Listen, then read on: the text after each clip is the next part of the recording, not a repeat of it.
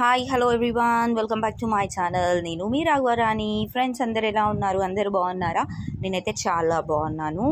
So మళ్ళీ 2-3 days అయితే gap వచ్చేసింది కదా. ఈరోజు నేను మీకు ఒక సూపర్ టేస్టీ రెసిపీని అయితే మీ ముందు తీసుకొచ్చాను. ఈరోజు రెసిపీ వచ్చేసి ఇది చికెన్ అండి. డిఫరెంట్ గ్రేవీ తోటి ఇదైతే చాలా బాగుంటుంది and very simple, very easy to cook also.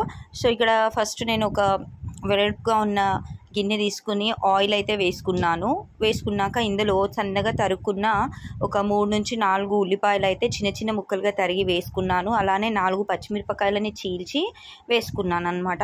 వీటిని అయితే బాగా వేయించుకోవాలి. సో ఇవి తొందరగా వేగాలంటే ముందుగా మనం ఇక్కడ కొంచెం సాల్ట్ యాడ్ చేసుకోవాలి. నేనైతే ఈ పింక్ సాల్ట్ వాడతాను, రాక్ సాల్ట్.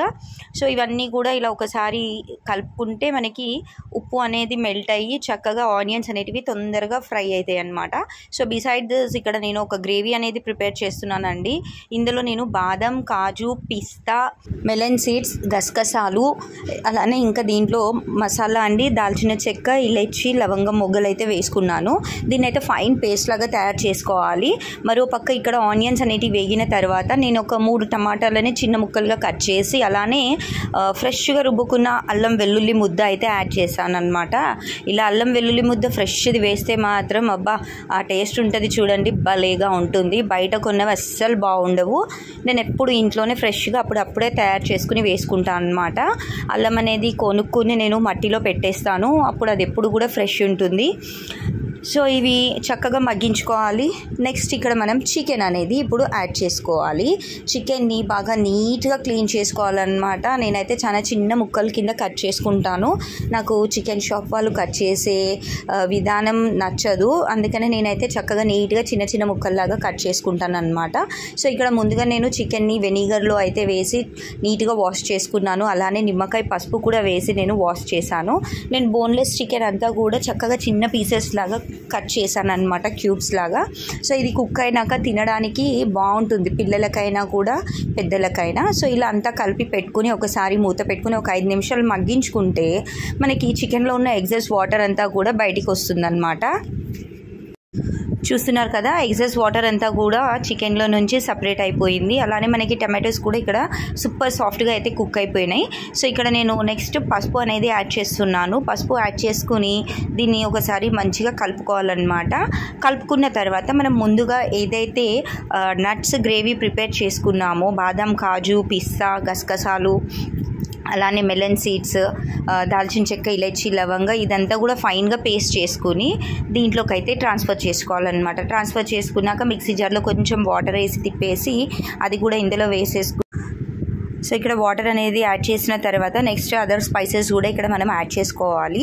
సో ఇక్కడ నేను ఫస్ట్ ఇక్కడ ధనియాల పొడి అయితే తీసుకుంటున్నానండి. 1 స్పూన్ ధనియాల పొడి, అలానే ఒక 3-4 స్పూన్ల కారం. సో ఎక్కువ ఘాటు కావాలనుకునే వాళ్ళు ఎప్పుడు నేను చెప్పే విధంగా ఎక్కువ మీరు తినే దానికి తగ్గట్టు తీసుకోవచ్చు. సో ఇవన్నీ కలుపుకున్నాక స్పైసెస్ అన్నీ కూడా ముక్కలకి పట్టే విధంగా బాగా కలిపేసుకోవాలండి. అన్ని ముక్కలకి పట్టే విధంగా ఇలా ఫ్లిప్ చేస్తూ ముక్కలని కలిపేసుకుని దీన్ని మూత పెట్టేసుకుని మగ్గించుకోవాలన్నమాట. అంటే ఈ ముక్కలకి కారం, ఉప్పు ఇవన్నీ కూడా చక్కగా పడతాయి అన్నమాట, మసాలాలు.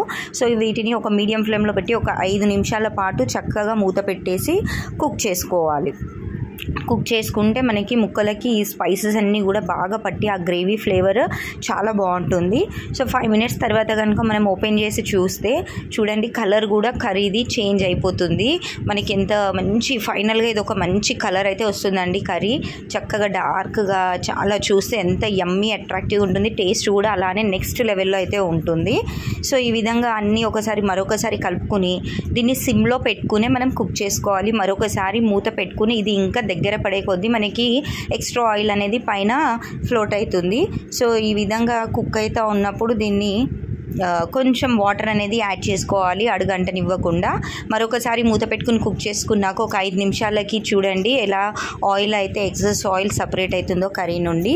సో ఇలా సపరేట్ అయ్యేటప్పుడు దీన్ని మరొకసారి కలుపుకుని ఫైనల్గా ఇక్కడ చికెన్ మసాలా అయితే ఒక 1 స్పూన్ యాడ్ చేసుకోవాలి.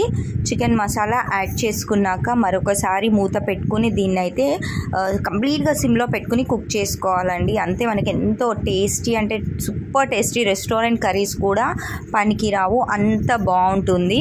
సో ఇక్కడ ఒక 1/2 స్పూన్ వరకు నేను చికెన్ మసాలా తీసుకుని యాడ్ చేశాను. దీన్ని ఒకసారి మళ్ళీ అంతా కలుపుకుని మూత పెట్టేసుకుని దీన్ని అయితే కుక్ చేసుకోవాలి. సో ఈ 5 మినిట్స్ లోపల ఇది కుక్ అయ్యే లోపల నేను మీకు ఒక మంచి మాట చెప్తాను. ఈరోజు ఒక మంచి మాట.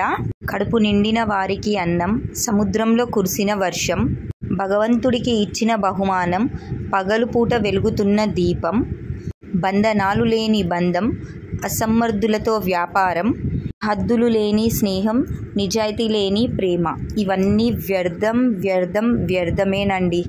సో దీనివల్ల మీకు ఏం అర్థమయ్యింది? ఇలాంటివి అన్నీ కూడా అంటే అతిగా ఏదైనా అది మనం చేయడం వ్యర్థమే అన్నమాట.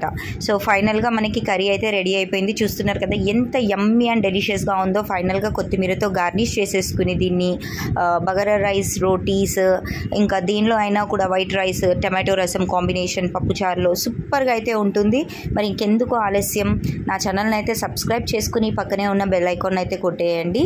సో ఫైనల్గా నేను దీని కాంబినేషన్లో వైట్ బాస్మతి రైస్ అయితే చేశాను. చాలా అంటే చాలా బాగుంది కర్రీ అయితే. కొంచెం నేను ఉప్పు, కారం ఇవైతే తక్కువగా వాడతాను మసాలాలు. సో మీరు తినేదాన్ని బట్టి మీరైతే వేసుకోవచ్చు అనమాట. సో ఇది వీడియో చూసి ఇప్పటి వరకు ఛానల్ సబ్స్క్రైబ్ చేసుకునే వాళ్ళు ఉంటే ప్లీజ్ సబ్స్క్రైబ్ చేసుకోండి. Thanks for watching. Bye bye.